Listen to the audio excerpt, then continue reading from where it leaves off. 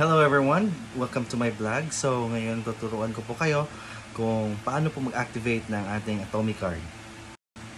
Alright, so ngayon nandito na po tayo sa ating screen. And yan, ito po yung ginagamit ko po ngayon, yung Atomic app.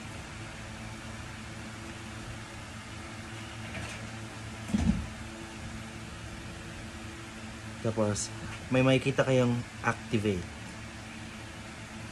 Click lang yung activate, and then meron kayong makikita na ganito. So offer ko po is 5,000, tapos ito po yung activate sa physical card. And so ito na po siya, yung magpa-prompt po sa inyo yung enter the last 4 digits sa Atomic card na meron po kayo. So as you can see at the back of the card, meron po siyang 4 digits. So i-input nyo lang po siya. Yan.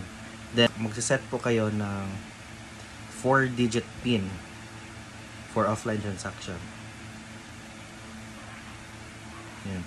So i-type nyo lang po yung PIN na gusto po ninyo. It says your card has been activated. So ganun lang po kadali kung paano po natin i-activate yung Atomic card na meron po tayo.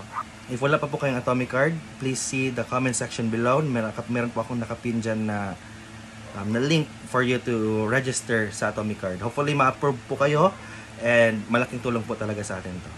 Have a great day!